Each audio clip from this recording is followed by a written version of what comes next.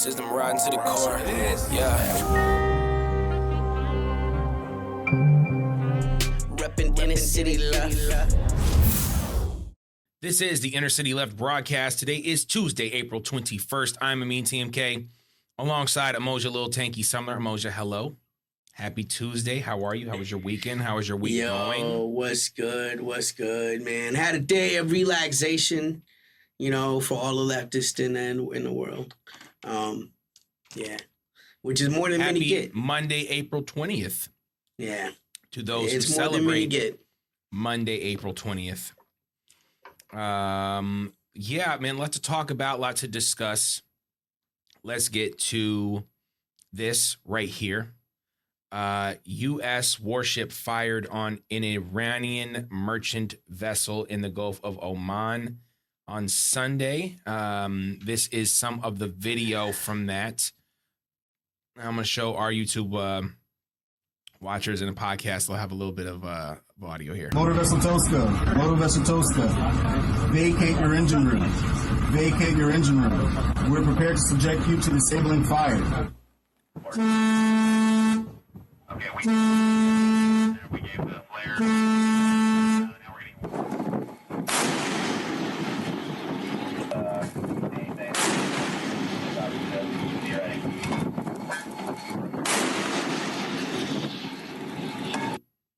Motor Vessel. That was Sunday. All right.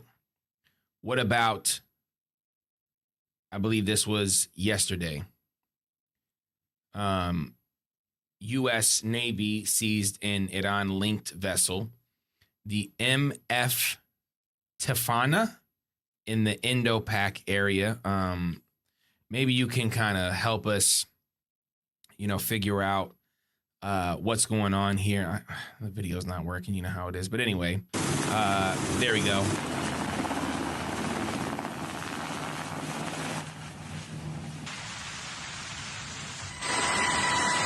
So now this is two vessels in the last 48 hours. Iran has basically claimed that they are going to retaliate. This is obviously an escalation. What does this mean? And, can you give us some background explanation on what's going on here? I mean, this is piracy. Just plain and simple. This is piracy. It's so funny because we have all of the EU consistently talking about international law. How, under what justification can the United States seize the oil of another sovereign nation? There is no declaration of war, reminder. There's no UN mandate. And again, this is oil that's been bought by third parties that belongs to other countries. Mike Brown was shot to death for the assumption that he took a box of blunts, Meanwhile, we have international piracy on the high seas, taking hundreds of millions of dollars worth of assets without any type of international jurisdiction, right?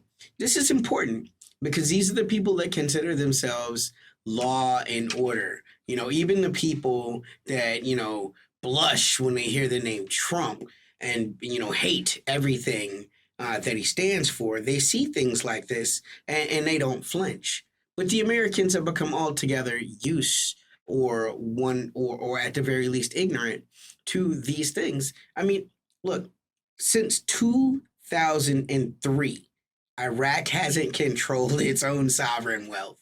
To this day, the wealth of Iraq is deposited in the United States in a reserve bank, and the government of Iraq has to write a petition, right? And provide them with the budget and reasoning for why they need the money to run their government that they make from the oil that's produced from their country. And Venezuela's not far off, right? This is what it means. This is the kind of deal that the Trump administration, but more to the point, the American empire wants to impose on Iran. They want to tax their sovereign wealth. And it begins here. This is the piracy of taking these vessels. It's an act of war. even though the war is undeclared. And, we should expect that the one thing the Iranians have done is kept their word as far as every single escalation has went. You know, when they say they're going to do a thing, they tend to do it. You know, it's at this point, it's a bit ironic, perhaps, for some to believe that the statements coming from the Iranian government line up a little bit closer than the official statements that we're getting from our government. You know, that's always an interesting place to be, but always take everything with a grain of salt because declared or not, right? We are in a propaganda war on both sides. It's just ironic when the propaganda for one of the nations starts to become, we can actually tell the truth.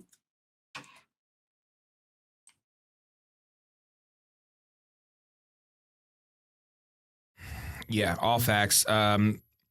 The Iranian military headquarters said the attack and subsequent boarding of an Iranian vessel by the U.S. forces was a violation of the ceasefire and an act of maritime piracy, like you said, saying that Iran will respond soon, according to Iran's state-run broadcaster. So like you said, it's been tit for tat the whole time. They always respond, and there really is no other way around that. We're just continuing to wait. We're continuing to see what happens in this illegal, unnecessary, unprovoked war on Iran. And again, Iran holds a lot of cards. So we're going to continue to cover this, of course. But this is something that crossed my my feed earlier today, and I think it's important because we talked about this a little bit when Trump got elected. We were saying, like, how many people in Trump's cabinet are going to be gone? Like, who are the first, who are going to be the first people to fall? Because that's how Trump works. So earlier today, Labor Secretary Lori Chavez DeRimmer is stepping down from her cabinet post amid a series of misconduct allegations against her top staffers. So again, this, and, you know, I'm not going to get too deep into it. Of course, people can do their own research. But if we look, that puts us now, Lori Chavez DeRimmer, that was today. Kristi Noem, I don't know if you remember that whole situation with her husband's pictures, very interesting pictures. Again, I don't care or judge people for that type of stuff. See, I'm on the left. So people who cross-dress, people who want to do that stuff doesn't bother me, and I'm not affected by it in any way. So that they have the shame that they have to worry about. I don't care about that. What about Miss 50,000, Dow at 50,000, Pam Bondi? Out. Bye-bye. This was a resignation, but I'm counting it. Joe Kent, he said, hey, what you doing, man? You guys out here trying to go to war with Iran? They don't have nuclear aspirations. This is another one I wasn't quite understanding. Jim Jones, interesting name. FDA Food Division Director, stepped down. And then, of course, Elon Musk and Vivek Ramaswamy with the whole stupid Doge thing that everyone knew was BS. And one last one, just because you forgot this one, Dan Bongino resigned as FBI deputy director this January. We've heard of, kind of Pete Hegseth being on the hot seat. Just kind of, what are your thoughts? I'm not gonna get too deep into this, but I mean, it's just another show of kind of like what's going on with this administration. It just shows the disconnect, right, between the perception of the average American with the party of family values, right, being the Republicans or the Democrats at this point. I don't know how either can make any type of an attempt to even pretend to be like, the type of mainstream America they attempt to impose on everyone. None of them live by these lives. You know what I'm saying? I mean, you got crime bill Joe Biden and his son on coke sprees, not Biden, but his son, that's the Democrats. On the Republicans, you have, Pam Bondi, who is the Department of Justice. She led the Department of Justice. She's probably a day or two away from contempt of Congress because she continues to evade her congressional ordered summons. This is just what you have. I mean, even the people that haven't been gone, there's parties of the guy that replaced Bongino, being so given to, let's say, being lubricated, that he's incapable of doing his job in any type of real way. This is what happened. He didn't right? replace him. He was the deputy director. So they was in at the same time. You know what I mean? They was in at the same time. Both their jobs. Yeah. And look, I also read that there was some, sobriety issues as well with Dan. So who knows what's going on at the FBI, man? It's party time. Alcohol sales have probably never been better with this administration. We had, a certain bench pressing guy who's known to be given to the spirits, so, the bottles is probably flying. Not a lot of champagne, though. Champagne is for victories, probably more just whiskey, that's just par for the course. I mean, it just, again, it goes to the ironic nature of how politicians sell themselves, and how 100% diametrically opposed to the lives that they actually live. It's just a sad expectation. But let's be honest, a lot of these people are opportunists. They rode in on the Trump train. They knew there was an easy platform for them. The Secretary of War was on Fox News. Now he's the Secretary of War. That's, by any stretch of the imagination, that's riding up, And so the whole thing is to, be the road runner, step off the building right before it falls off the cliff, and that's what, if I can get my career going, it will have been worth something. Again, it's just a byproduct of the get the bag culture. It's certainly not a Democrat phenomenon. The depravity of the West. The corruption of the West. Corruption is why we win.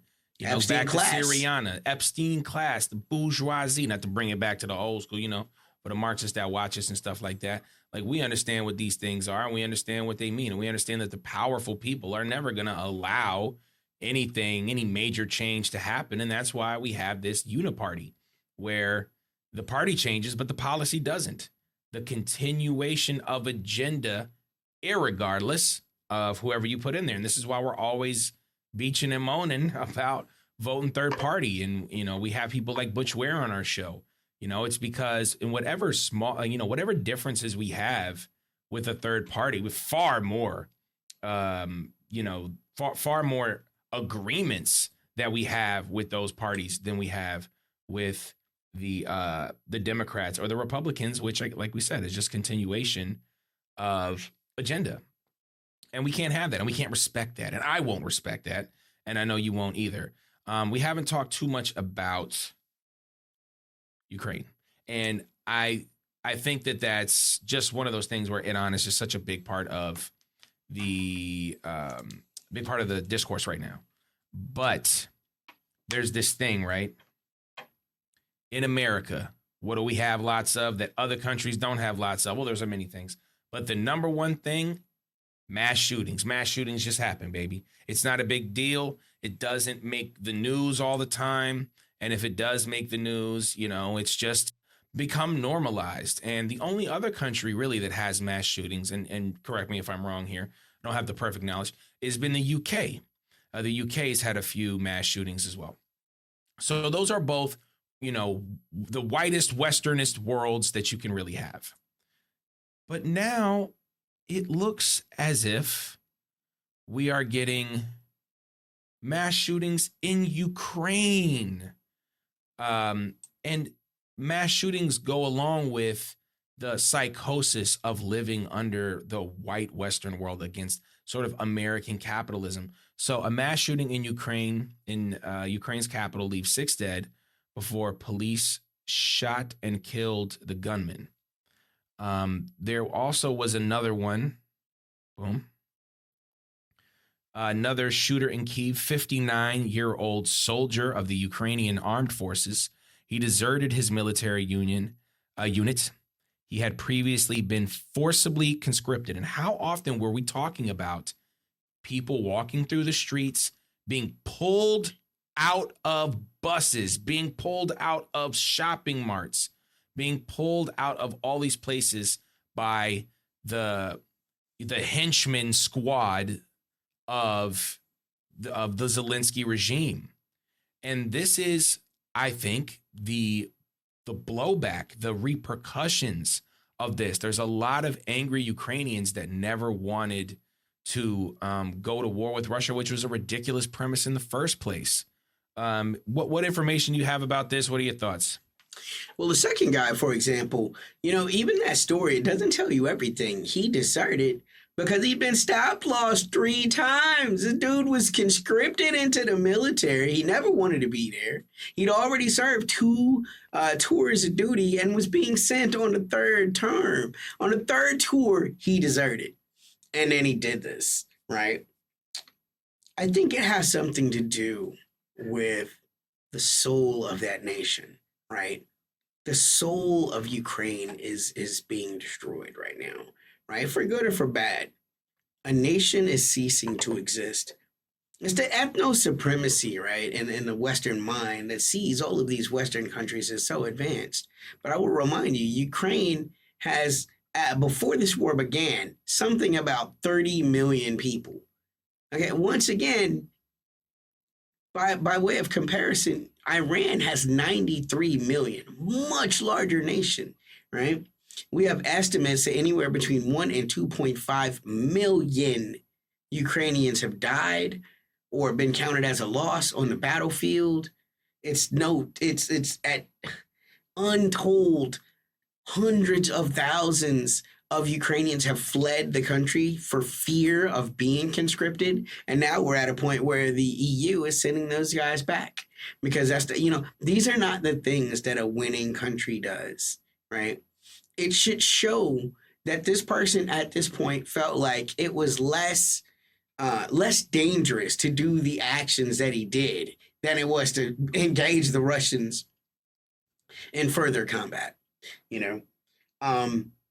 This is not a new phenomenon, and I think it's just a dangerous thing to look at because this is showing you where Ukraine is. And I'll say lastly, this is one of those things that liberals will never understand, right? Oh my God, look at what's happening to the poor Ukrainians, right?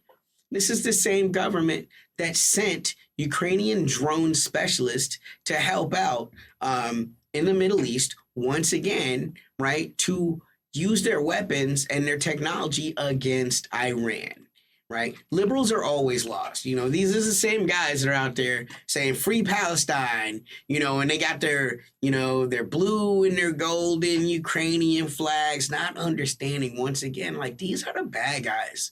Like they do horrible things. And this in many ways, right?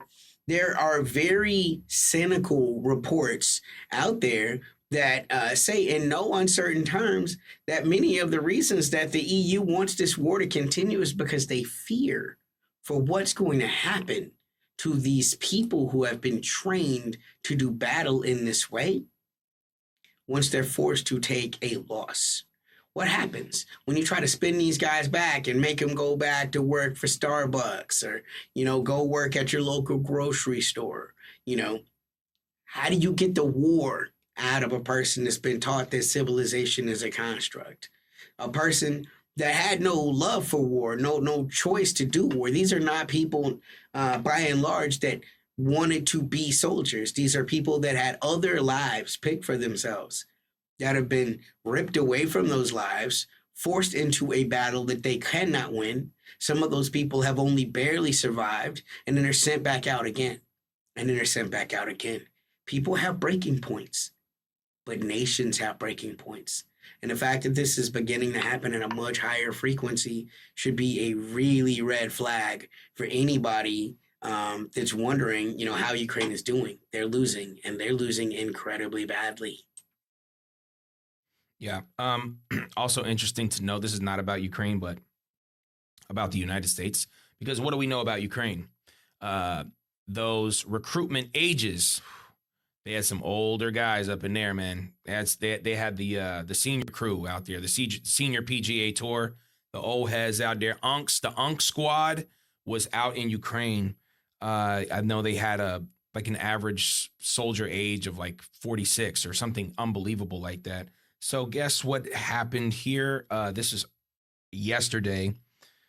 What's behind the U.S. Army's decision to raise enlistment age to 42?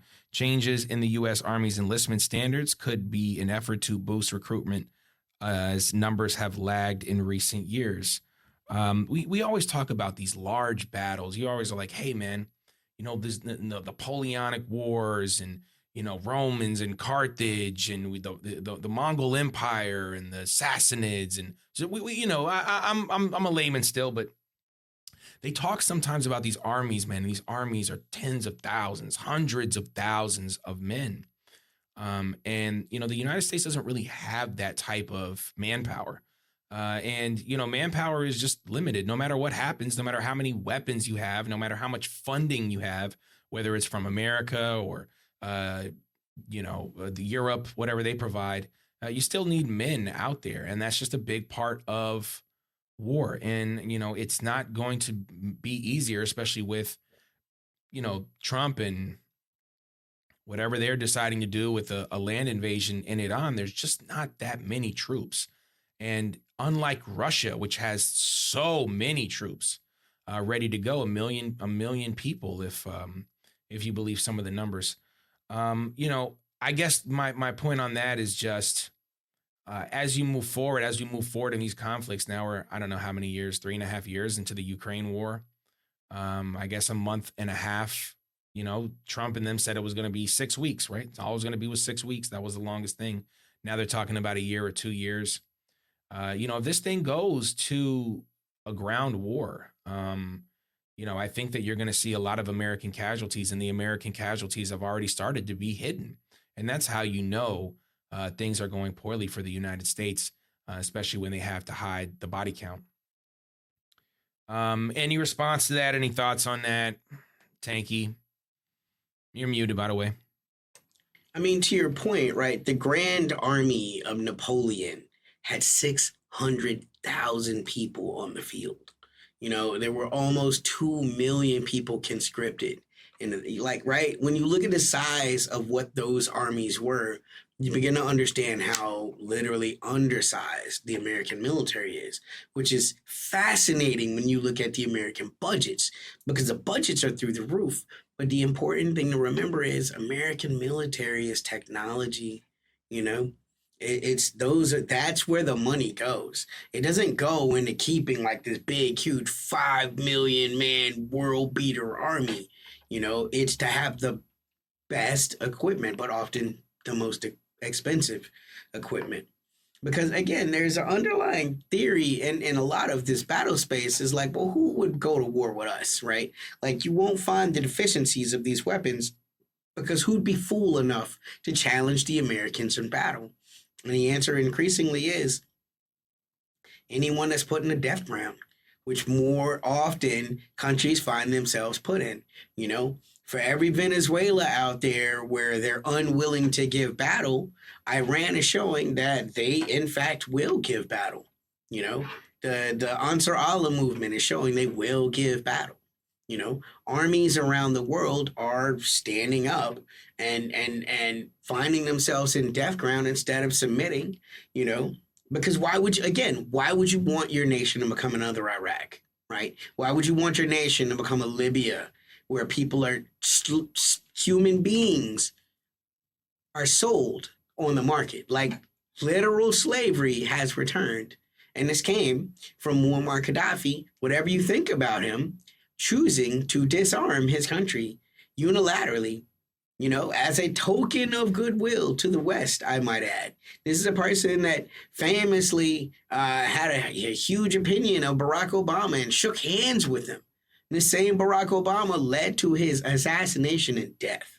You know what I'm saying? Like, countries like North Korea, they had the measure of this all along. American propaganda makes you think these people are just crazy. Oh, why do they act this way? But the reality is, these countries understand that the only way you can protect your culture is by being strong enough to defend it, sometimes at gunpoint. And those people will test American technology. You know, the Iranians are giving us everything that they have. You know, and the stories are they still haven't even utilized their most powerful weapon systems yet. And again, neither have the Americans, right? Because the hope is always get it done with as little energy and effort as possible. That is the key to war.